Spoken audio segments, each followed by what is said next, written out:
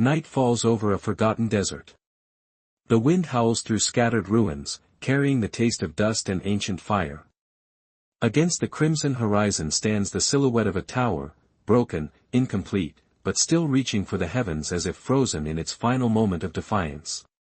Humanity has told this story for thousands of years, a time when we spoke with one voice, when we built a stairway to the sky, and when something, or someone, struck us down.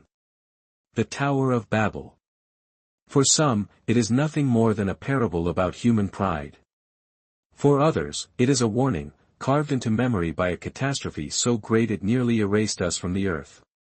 But here's the unsettling part, the story doesn't belong to just one culture.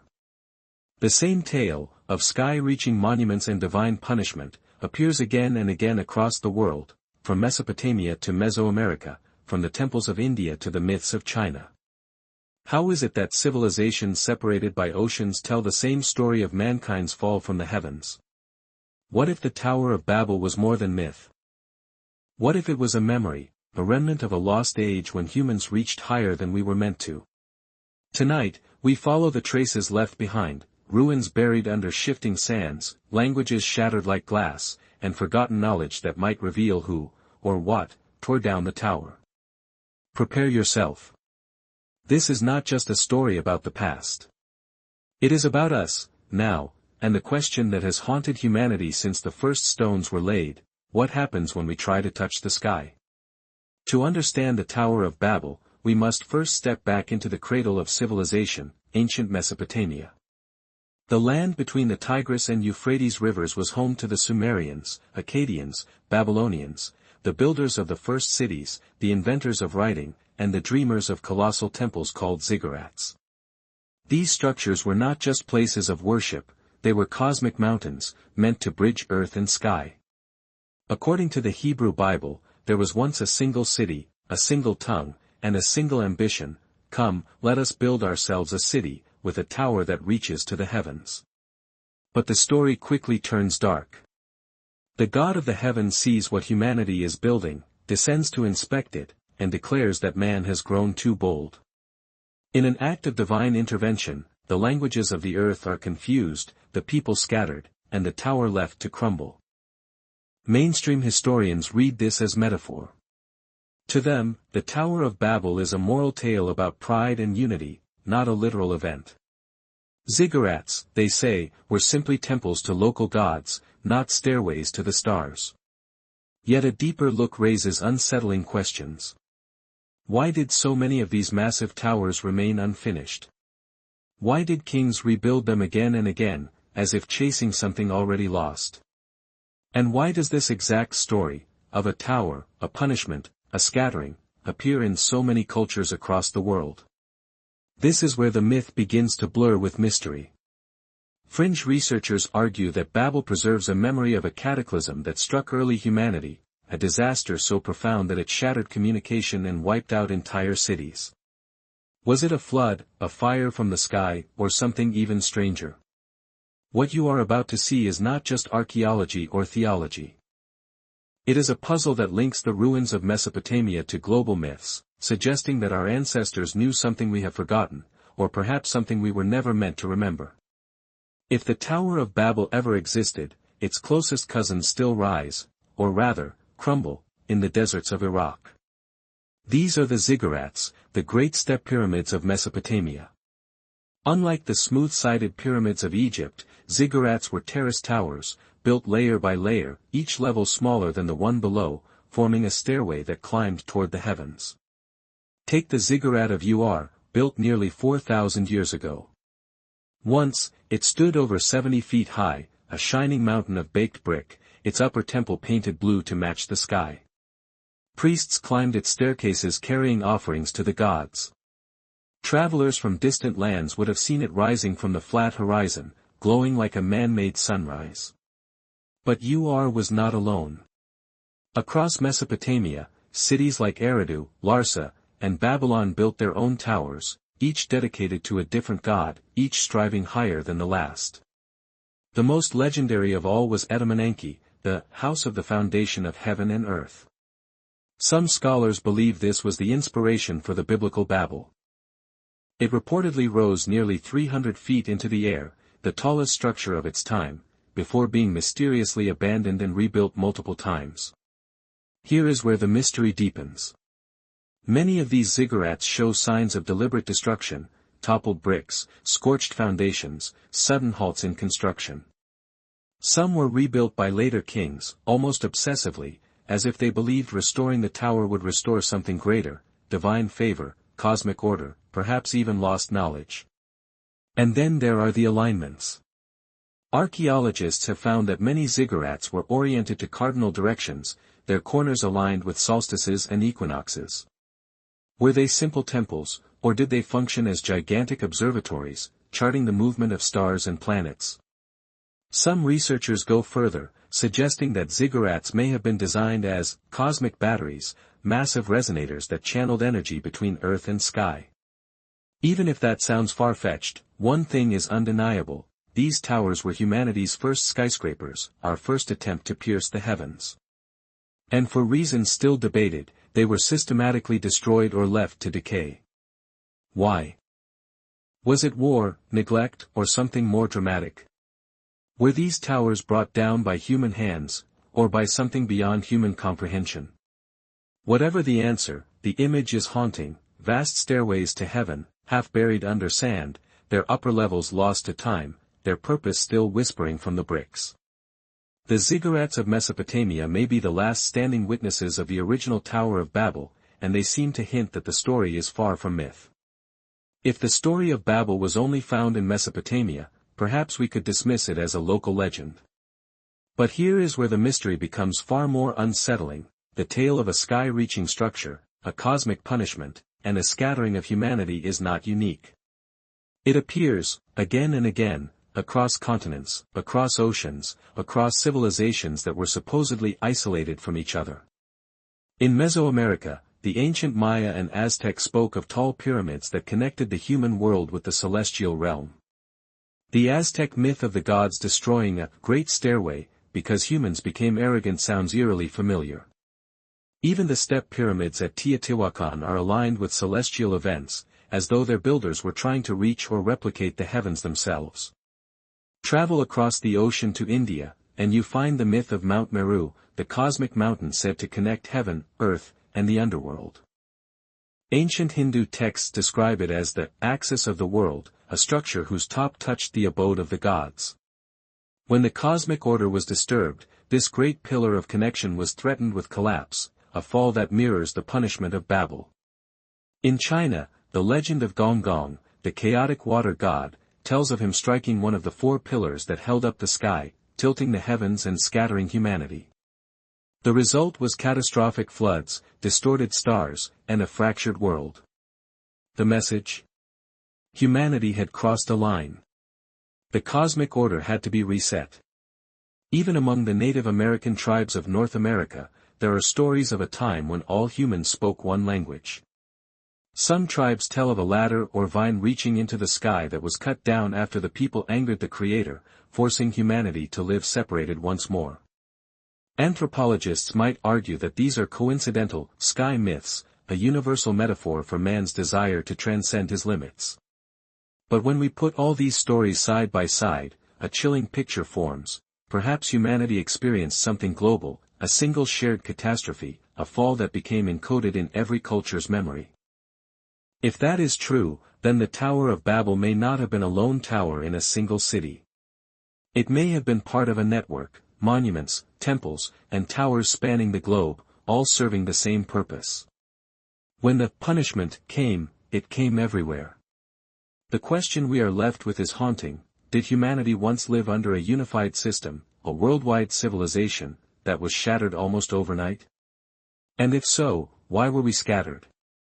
What was so dangerous about our unity that it had to be broken? The answers might lie not in myth but in hard evidence, in the ground beneath our feet, in the ruins that defy conventional explanation. The Tower of Babel story is not just about a tower, it is about language. Come, let us go down and confuse their speech, so they will not understand each other. It is one of the most dramatic lines in the entire biblical narrative. But could there be a kernel of truth hidden in this tale of divine punishment? Modern linguistics paints an equally fascinating picture. Researchers have traced the roots of thousands of languages back to a handful of proto-languages, reconstructed mother tongues, that may have been spoken tens of thousands of years ago.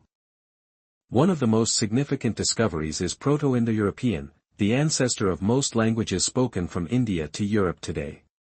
At some point in the distant past, a single language branched into hundreds, then thousands. The question is, why did this happen so suddenly? Some anthropologists argue that this diversification was gradual, a natural result of migration. As humans spread across the continents, isolated groups developed their own speech patterns. But there are anomalies, periods when languages seem to have splintered at an accelerated pace, far faster than population growth can explain.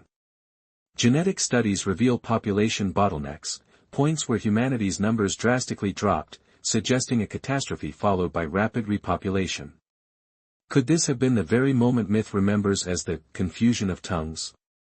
Consider this: language is not just a tool for communication, it is a tool for unity. A shared tongue allows vast projects to be coordinated, ideas to spread, knowledge to accumulate. What happens when that unity is shattered? Civilizations collapse. Technology is lost. Cultures are forced to start over from scratch. Perhaps that was the point.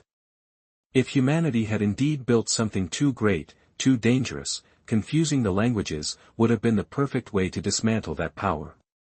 Suddenly, engineers could no longer explain their designs, priests could no longer chant the same rituals, builders could no longer coordinate their towers. Even today, researchers find eerie linguistic parallels between languages separated by oceans, as if they share a common, forgotten root. Is this just coincidence, or the last faint echo of the one tongue we all once spoke? The mystery only deepens when we turn from words to stones, to the physical evidence of what may have been built before the languages split, and what remains buried beneath the earth. If languages hold the memory of Babel in words, then archaeology holds it in stone, stones that don't seem to fit the official timeline. Around the world, there are ruins so massive, so precise, and so out of place that they challenge everything we think we know about early civilizations. Consider Baalbek in Lebanon, where the base of the ancient temple complex contains some of the largest stones ever quarried by human hands. The trilithon stones each weigh over 800 tons, perfectly cut and fitted together. To this day, engineers debate how Bronze Age builders could have moved them, or why they would even attempt something so colossal. Was Baalbek just a temple platform, or could it have been the foundation of a tower, one meant to scrape the sky? In Peru, the fortress of Sacsayhuaman features walls built of enormous, irregular stones that lock together with such precision a razor blade cannot fit between them.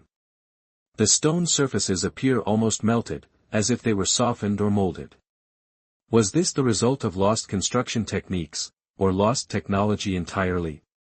Then there is the phenomenon of vitrification, stones that show signs of having been melted by extreme heat, as if exposed to temperatures beyond what simple fire can produce. Sites in Scotland, France, and even parts of Mesopotamia display this mysterious scorching. Could this be evidence of ancient warfare? Or something catastrophic, lightning strikes on a massive scale, solar events, or worse? Mainstream archaeology often waves these questions away, insisting that primitive tools and enough labor could have achieved such feats. But some researchers whisper about forbidden archaeology, the idea that there was once a level of technological sophistication that had to be erased. Imagine for a moment a world where ziggurats and pyramids were not just symbolic temples but functional devices, energy collectors, star maps, or even communication beacons. If humanity had discovered a way to channel power from the earth or sky, what would have happened if that knowledge was abused? Would it have brought prosperity, or destruction? Many ancient texts speak of the gods destroying human creations with fire, thunder, or weapons of unimaginable force. The Mahabharata of India describes a weapon that shone like 10,000 suns, scorching cities in an instant, imagery disturbingly similar to nuclear detonation. Could these myths be garbled memories of real cataclysms, ones powerful enough to wipe out entire civilizations and force humanity to start again? The picture that emerges is unnerving, a world where our ancestors may have built higher, reached farther, and known more than we dare admit, until someone, or something, decided they had gone too far.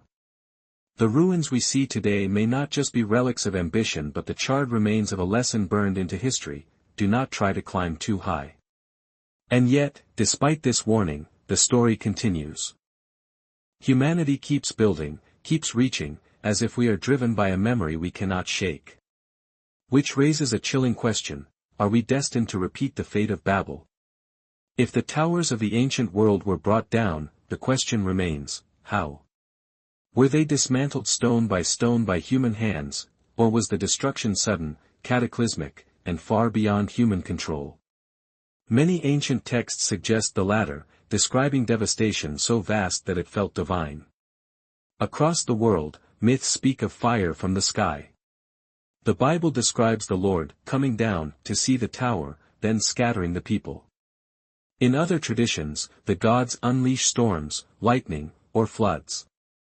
Could these be poetic descriptions of a real-world disaster, something that struck from above? One possibility is a meteor impact. Scientists have found evidence of impact events around the time early civilizations were flourishing: craters hidden under ice, layers of platinum in the soil, sudden climate shifts that brought famine. A sufficiently large airburst or strike could have leveled entire cities in seconds, producing firestorms and shockwaves powerful enough to topple even massive ziggurats. Another theory points to the sun itself. Some researchers believe a colossal solar storm or coronal mass ejection could have bathed the Earth in deadly radiation. Ancient accounts of the sky on fire, or the day the stars fell, might describe such an event, one strong enough to knock out entire civilization's infrastructure if they had any. And then there are the more chilling possibilities. Some myths describe gods wielding heavenly weapons, or thunderbolts, that obliterated cities.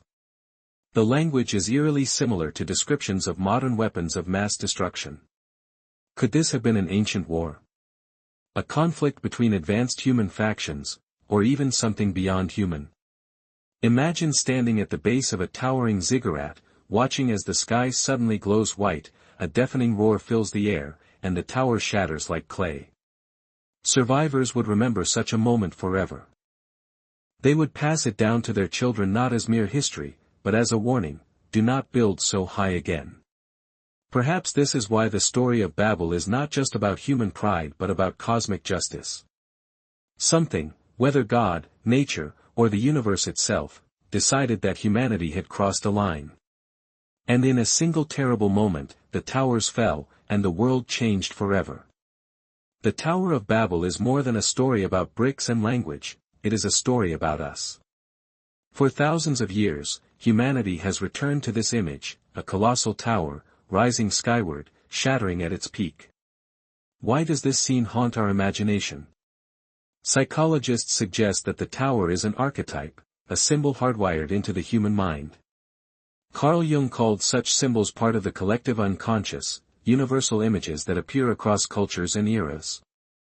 The tower represents ambition, progress, and the desire to transcend limits. But it also represents danger, the fear of reaching too far and triggering our own downfall. There is something profoundly unsettling about a tower that falls. It is the perfect metaphor for the fragility of civilization.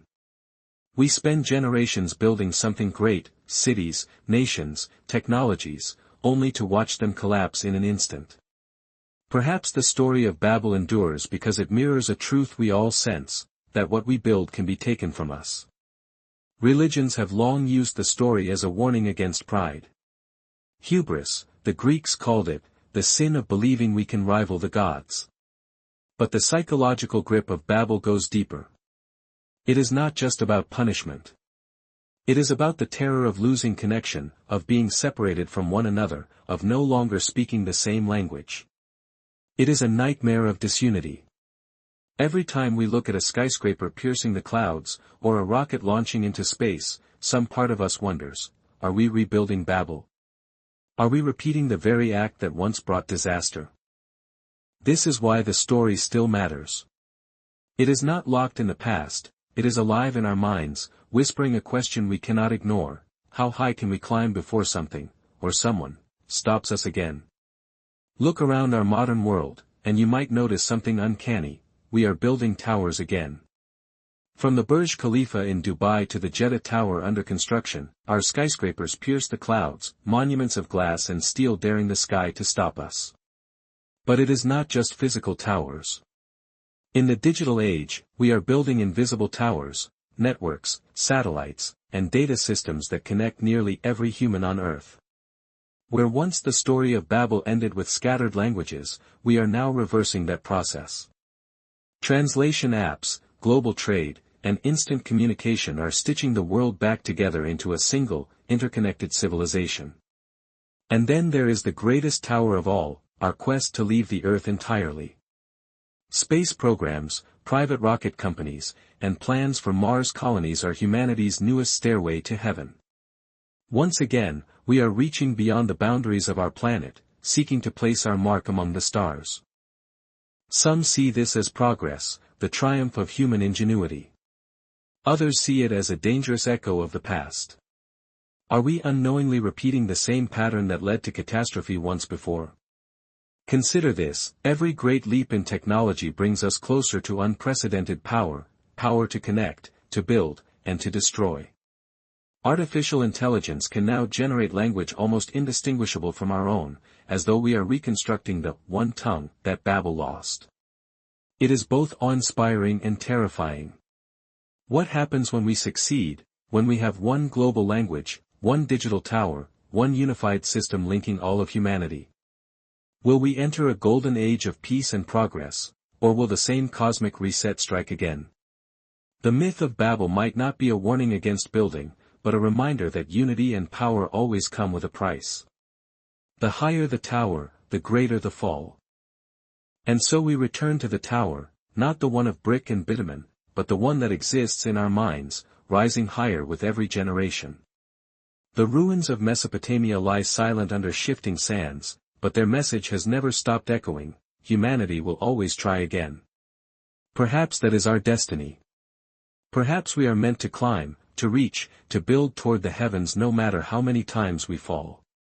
The story of Babel is not a tale of failure, it is a tale of persistence. Every tower that collapses becomes the foundation for another. But the warning still stands.